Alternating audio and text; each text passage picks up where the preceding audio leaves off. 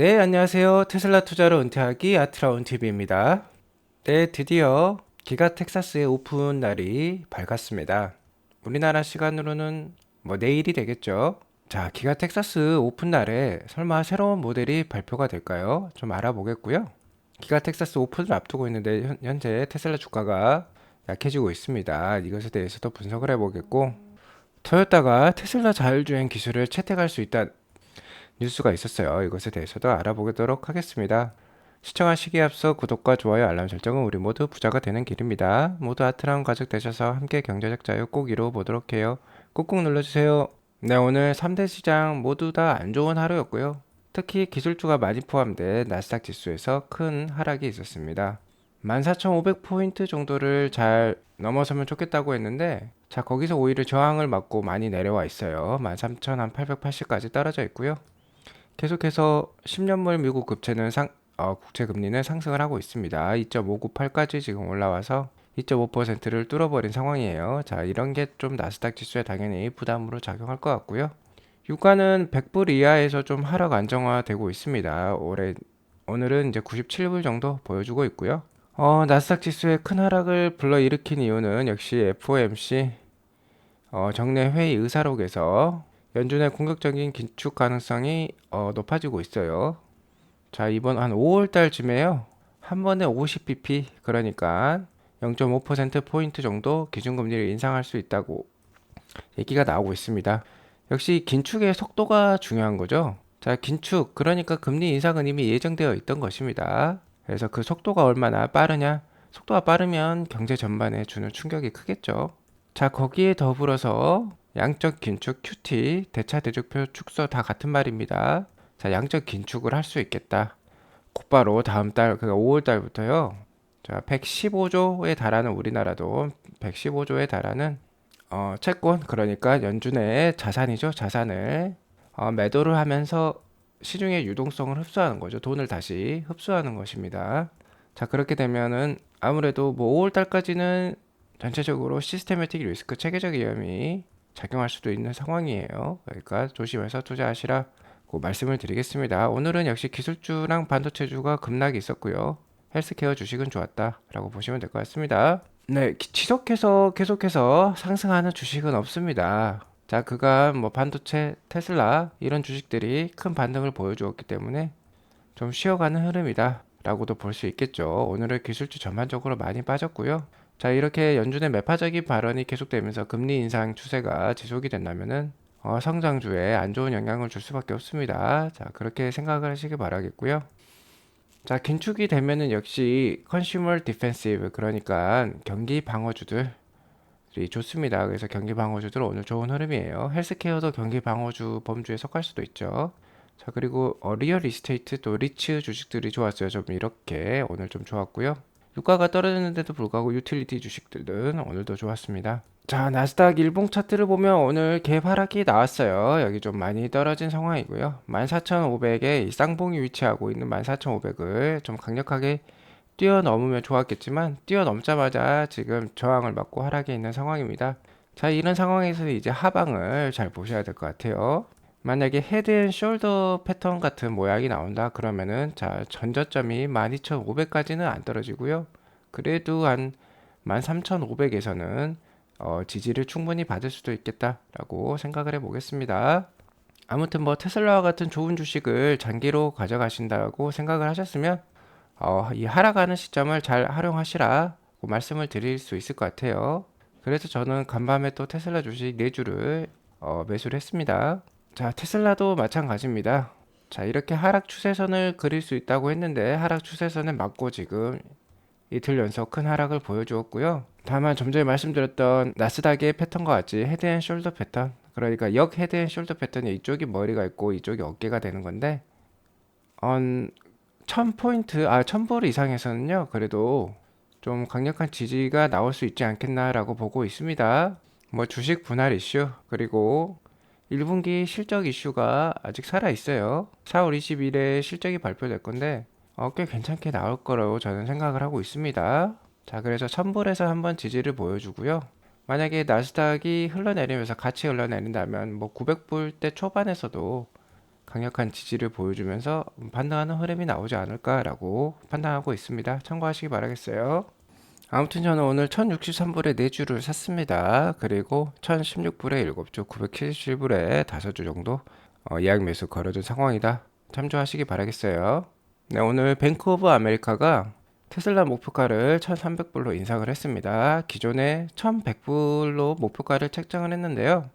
2022년부터 2023년까지는 전기차로의 강력한 교체 주기가 발생하면서 주가 상승이 기대된다고 표현을 해놓고 있습니다. 그래서 1300불로 인상을 했고, 다만 2025년경에는 좀 피크에 이르지 않겠나라고 지금 뱅크 오브 아메리카는 보고 있어요. 특별히 모델 2, 그러니까 정말 대중적인 이런 가격의 모델은 아직 테슬라에서 청사진을 밝혀주고 있지 않기 때문에, 자, 2025년부터의 주가 산정은 좀 어렵지 않겠나라고 뱅크 오브 아메리카는 보고 있습니다. 아무튼 지금의 수요와 지금의 제품 라인업 가지고는 그래도 1300불까지는 오를 수 있다고 생각을 하고 있는 거고요. 이에 반해 뭐 제너럴 모터스와 리비아는 주가를 하향을 시켰어요. 아무래도 지금 전기차 생산량을 많이 뽑아내고 있지 못하기 때문이죠. 자, 그에 반해 포드는 30에서 32불로 상향을 했습니다. 자, F250 라이트닝, 포드의 새로운 전기 픽업 트럭이죠. 지금 생산이 잘 되고 있는데 이제 조만간 출시합니다. 아마 6월달 정도부터 출시가 뭐 전격적으로 되는 것을 알고 있어요. 아마 그런 게 주가에 반영을 해서 상향을 시키지 않았나라고 저는 생각을 하겠습니다. 자, 아무튼 미국 최대 은행이죠. 최대 은행에서 테슬라를 좋게 보고 있으니까 긍정적으로 바라보실 필요가 있겠다라고 말씀을 드리겠고요. 자, 이거 중요한 뉴스인데 토요타에서요 테슬라 자율주행 기술을 채택할 수도 있겠다라는 뉴스가 지금 나오고 있습니다. 이와 관련해서 일론 머스크는 좀 의문을 삼고 있는데 그 이유가요, 테슬라로부터 자율주행 기술을 사간다 이런 게 아니기 때문이에요. 자, 라이센스에서 테슬라의 자율주행 기술을 사는 게 아니라, 자, 직접적으로 테슬라처럼 자율주행 기술을 만들겠다라고 지금 토요타에서 얘기하고 있기 때문이죠. 자, 토요타의 자회사인 우분 플래닛이라는 회사가 있습니다. 자, 이 자회사 우분 플래닛에서요, 자기네들도 테슬라와 같은 비전 베이스트, 그러니까 카메라 기반의 자율주행 기술을 개발하려고 하겠다라고 지금 공표를 했어요. 뭐 테슬라가 옳았다라는 것을 한편으로 좀 반증하고 있다라고 말씀드릴 수 있을 것 같습니다. 세계 최대의 자동차 생산업체죠. 토요타에서도 테슬라의 자율주행 기술, 그러니까 비전 기반, 카메라 기반 자율주행 기술을 자, 어느 정도 인정을 했다라고 보시면 될 것 같습니다. 자, 무엇보다도 테슬라의 자율주행 기술에 찬성을 하는 이유가 역시 경제성에 있기 때문이에요. 경제성. 자, 토요타에서도 뭐 라이다 이런 것들을 다 써봤겠죠. 써봤는데 뭐 완벽한 자율주행 기술이 나오기 어려운 것도 파악을 했고, 그에 반해 이제 카메라만 썼을 때는 레이다 같은 거를 장착했을 때보다 90%나 저렴하다는 거예요. 아마 뭐 카메라 가격이 이런 센서 가격의 10분의 1밖에 안 되는 것 같습니다. 자, 그러니까 뭐 이런 사업하는 입장에서는 당연히 비용이 가장 중요한 이슈죠. 그러니까 우리도 한번 카메라 기반으로 테슬라만큼 자율주행 기술을 한번 개발해 보겠다라고 얘기를 하고 있고요.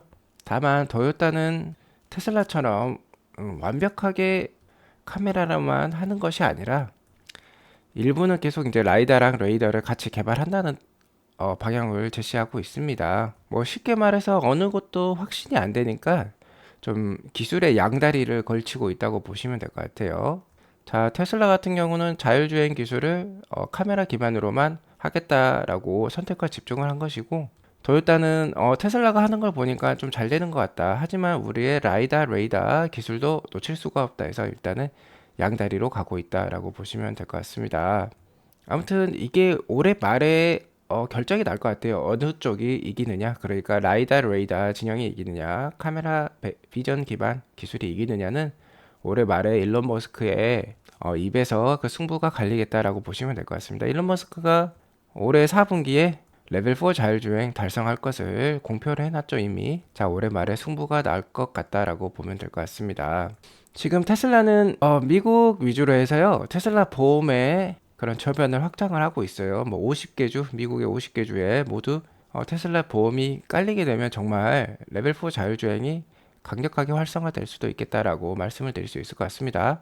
어쨌든 토요타의 이런 테슬라 따라하기에 관련해서 일론 머스크의 반응이 재밌어요. 네, 바로 이것입니다. 일론 머스크 점점점점 3개를 그냥 올렸습니다. 자, 도요타에서 테슬라 따라한다니까 점 3개를 표현했다는 거는 뭔가 도요타가 하기에는 좀 어렵지 않겠나. 차라리 우리 기술을 라이센싱해서 사가지라는 뭐 그런 뜻을 내포하고 있는 것 같습니다. 일론의 반응이 좀 미적지근하다라고 보시면 될 것 같습니다. 전에 뭐 2010년에는 토요타랑 이렇게 협력을 하는 사진이 나와 있는데요. 이럴 때는 이제 토요타에게 한 수 배우는 입장이었지만 지금은 좀 입장이 바뀌었다라는 거 저희가 잘 알 수 있었습니다. 자, 오늘 4월 7일이죠. 오늘 어떤 날입니까? 네, 기가 텍사스 오픈일이죠. 사이버 로데오가 펼쳐지는 날이다라고 보면 될 것 같습니다. 지금 이 사진은요, 기가 텍사스의 간밤의 전경을 보여주고 있고요. 지금 기가 텍사스의 오픈일에 축제 준비가 잘 되고 있다라고 말씀을 드릴 수 있을 것 같습니다. 제가 어저께 뭐 텍사스 주기 모양으로도 자동차를 배치를 해가지고 멋지게 이벤트를 준비하고 있다라고 제가 말씀을 드렸었고요. 자, 이와 관련해서 일론 머스크는 This might be gearing up to be literally the biggest party on earth.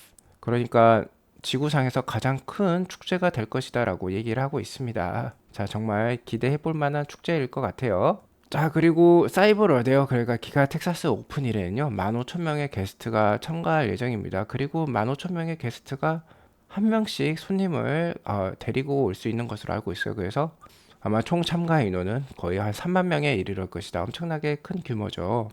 자, 그런데 오늘 재밌는 사진 한 장이 나왔습니다. 이걸 한번 보시도록 할게요. 자, 바로 이 사진인데요. 기가 텍사스 내부에 이렇게 차량들이 주차되어 있는데 지금 다 커버가 씌워진 채로 있죠. 뭔가 비밀을 유지하기 위한 장치인 것이죠.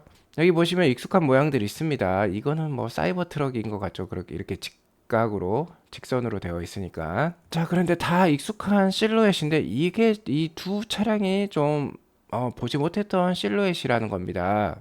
자, 여러분들은 이 차량이 어떤 차량일 것 같나요?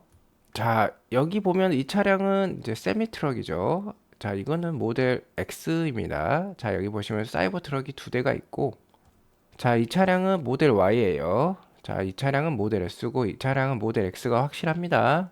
자, 이 차량은 모델 3예요. 왜 그러냐? 자, 모델 Y랑 모델 3를 비교해보면 모델 Y가 더 크죠. SUV가 더 높습니다. 자, 그래서 이거는 모델 3에 더 차체가 낮죠.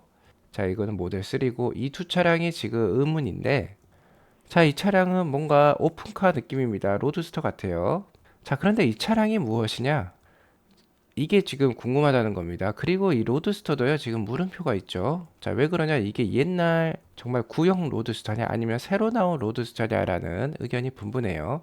그런데 제가 보기에는 이게 좀 구형 로드스터인 것 같습니다. 자, 이게 구형 로드스터면 이게 신형 로드스터일 가능성이 높은데, 보시면은 이 차랑 너무 차이가 커요. 이 차는 차체가 낮죠. 되게. 근데 이 차는 차체가 좀 높은 편이에요.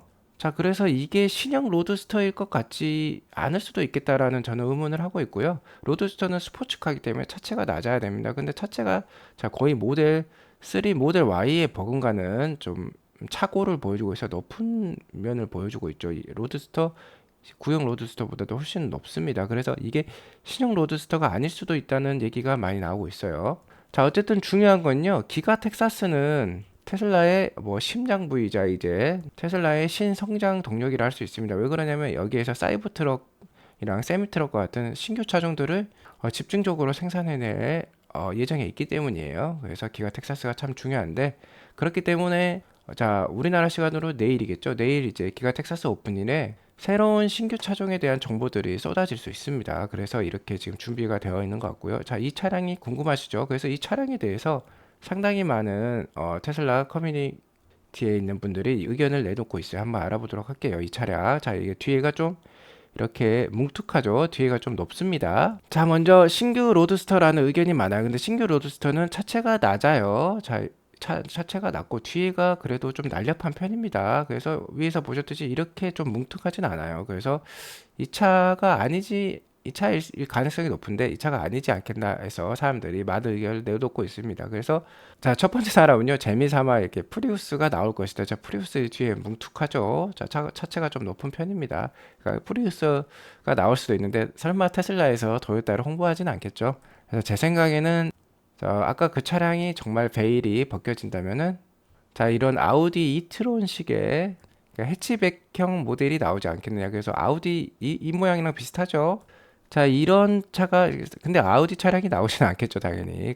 그러면은 어떤 차량이 이제 남았습니까? 네, 바로 모델 2입니다. 모델 2는 CUV죠. 그래서 밴 형태가 될 것 같아요. 이렇게 해치백 밴 형태의 모델 2가 나올 가능성도 있겠다라고 테슬라 커뮤니티에서는 얘기들이 많이 나오고 있어요.